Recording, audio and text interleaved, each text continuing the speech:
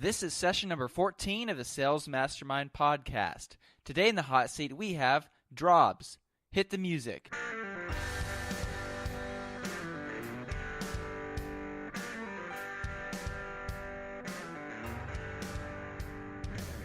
Hello and welcome to the Sales Mastermind podcast. Get ready to harness the power of the Mastermind community and take your sales to the next level. I'm your host, Jonathan Stewart. Before we get into today's question from Drobs, I just wanted to take a moment to let you guys know that we want to answer your sales and marketing questions here on the Sales Mastermind podcast.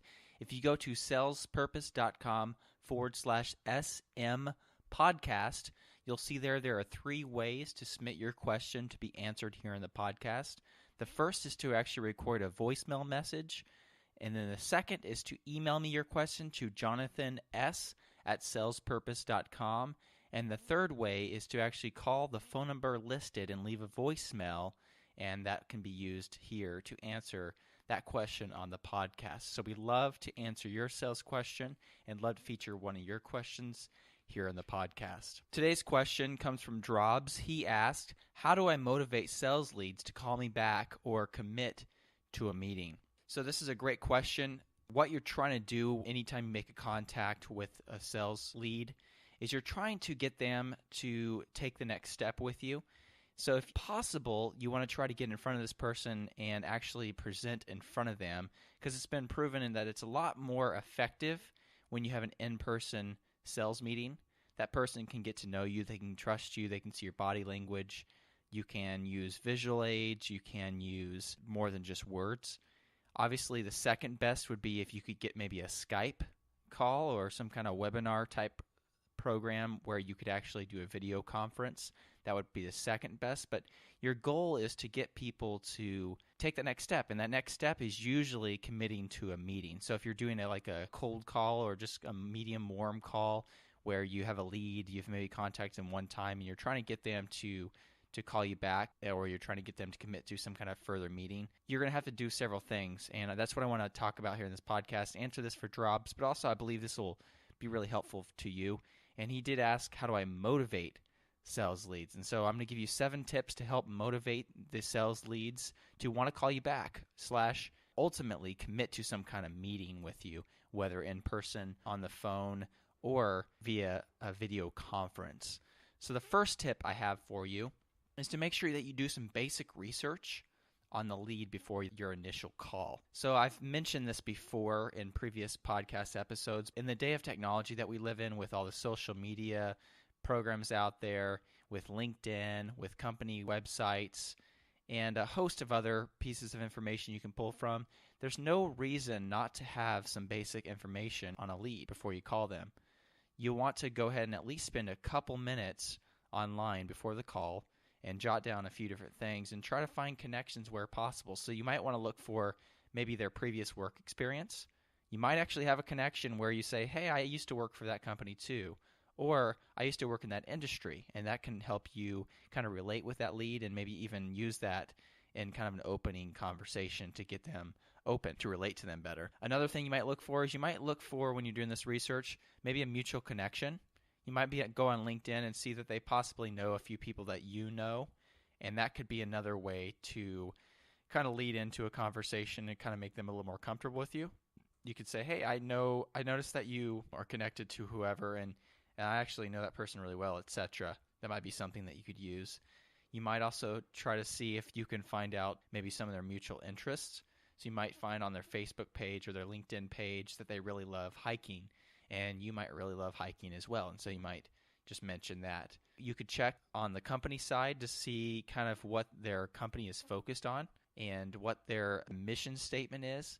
And if you see that, then that can also guide your conversation a little bit. You could look for recent changes or transitions in the company. Maybe they recently merged with another company. Maybe they recently sold a branch of the company, or maybe they recently made an acquisition. There's many transitions that could happen, and that could actually lead to new opportunities. So you might figure out that one of the transitions actually opens up a great opportunity or a hole that you can fill. And so look for those things. Also, you might look for business partnerships. Maybe you've done business with their partners before. So they might have a company that they had used solely for maybe HR, and you know people in that particular HR company, and that could be a lead in. So look for these different things, of course, and anything that you can find that would help you kind of connect with them on that initial call. That's going to help motivate them a lot because they're going to like you a lot more. You're going to be able to relate to them a lot more. Just make sure you're not creepy with this. You don't want to be a stalker and basically read to them everything that you found on the internet, but you want to use it tactfully and just use it as a maybe, hey, I was just checking out some of the articles you wrote on LinkedIn. Something like that, something that's out there, that's obvious. Don't bring up things that are really personal, things like that you find. The second tip is to make sure that you're courteous and kind in the conversation. Try to make sure that you're super polite, you're not rude, you're not offensive. You use the proper kind of language that fits that particular setting. And that's going to go a long ways for people to want to call you back. Nobody wants to meet with somebody who's not kind, who's rude, who's mean, who's maybe annoying.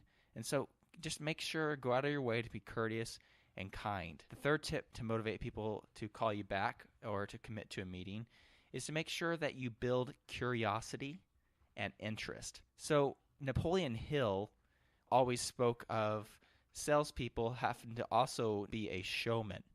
And they need to be able to be very colorful with words, and they need to build interest. So when you go and you watch a movie, there's always a little bit of a plot that you're kind of having to figure out as you go. Really predictable movies are not quite as fun, but ones that build up to kind of the climax and then give something exciting, those are the ones that interest you. And your sales presentation needs to be very similar.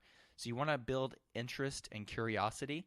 You give them enough information to get them interested, but not quite all the information, maybe not quite enough to make the decision. You want to make sure you kind of keep that call brief, end on a high note, the kind of that teaser that gets them really excited.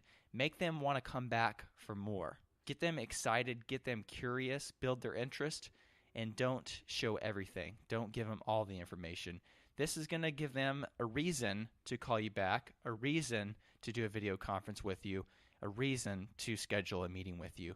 Building that curiosity, that's going to be huge. The fourth reason really kind of piggybacks off this, but don't go into all the details. I mentioned it previously to keep it brief and to not give them all the information. Don't go into all the details.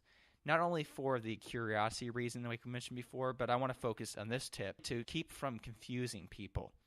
So if they're not completely understanding of your product or your service, if you just information dump on them, they're going to get very confused. They're not going to remember exactly what you did, and they're probably not going to want to meet with you because they're not really clear on what you do. So you want to make sure you don't give them all the details and confuse people. Nobody's looking for a big, long laundry list of things and features on a product when they're just on a quick phone call. Your goal, remember, is to get that official second meeting where you can spend more time on the process and on the product and on different features. But this is not going to work here on just the basic initial contact. So give them some details on the phone, but don't give them so much that they have a reason not to meet with you, or they have a reason that they already made a decision before that. Your goal, as I mentioned in the intro, is to get people to physically or video conference meet with you, because it's a lot more effective and you're going to result in a much higher close rate if you get in front of your customer. So don't go into all the details. Don't confuse people. Keep it brief. The fifth tip to motivate people to call you back and to commit to meetings are to make sure that you make your conversation not just a one-way conversation. So do this by asking several relevant questions. You want to make this a conversation, not just an oratory. You're not trying to just speak over them and show that you know everything, but you want to show them that you care about their needs and that you're actually interested in the things that they need and care about. You can do this by asking really good questions, by asking follow-up questions to those questions, digging deeper, listening, actually caring. And by doing that, they're going to more likely commit to that next call or the next meeting because they feel like you actually care and that you actually might be of help to them. The sixth tip is to demonstrate how you can help them very quickly. If they're going to give you a call back, if they're going to spend their time with you, you got to make sure that it's worth their time. People are way too busy and many times don't even have enough time to finish the tasks that they have on their to-do list.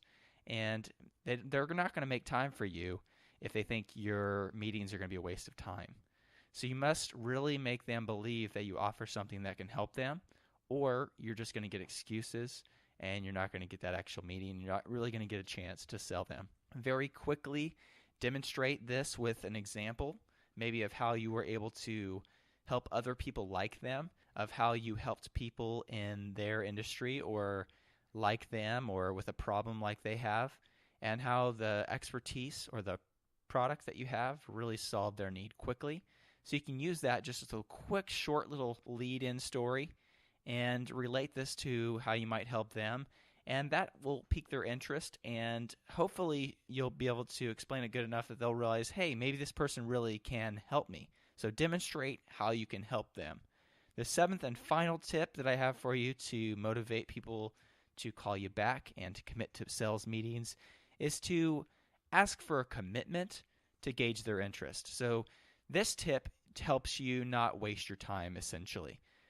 You don't want to continuously follow up with customers who really aren't interested.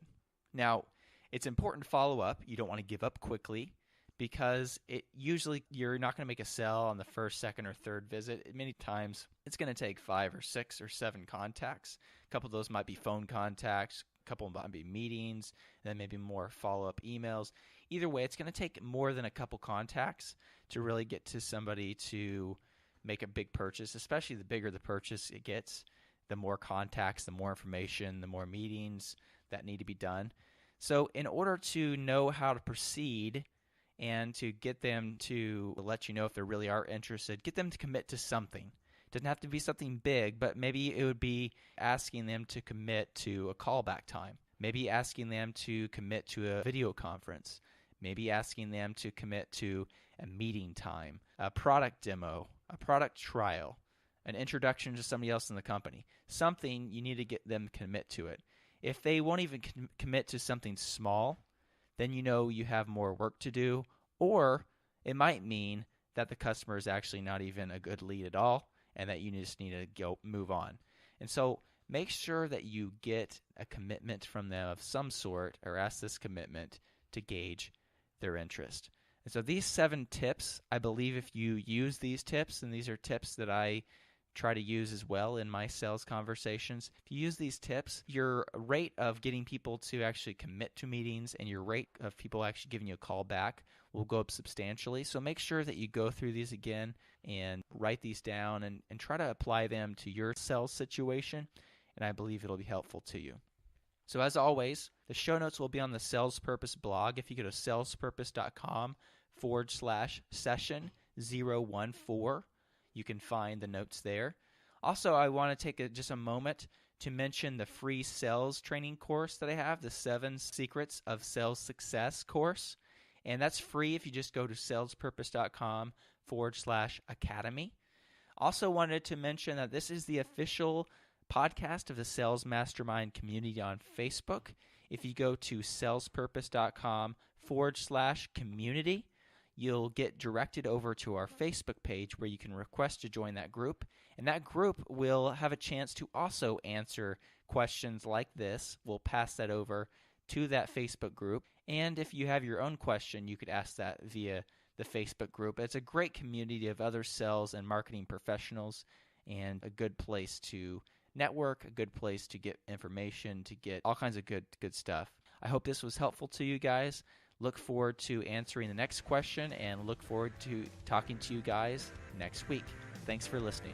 Thank you for listening to the Sales Mastermind podcast. Be sure to check out the show notes below for any resources or sites mentioned in the podcast. Also be sure to subscribe and join the Facebook community to continue the conversation. Here's to your success.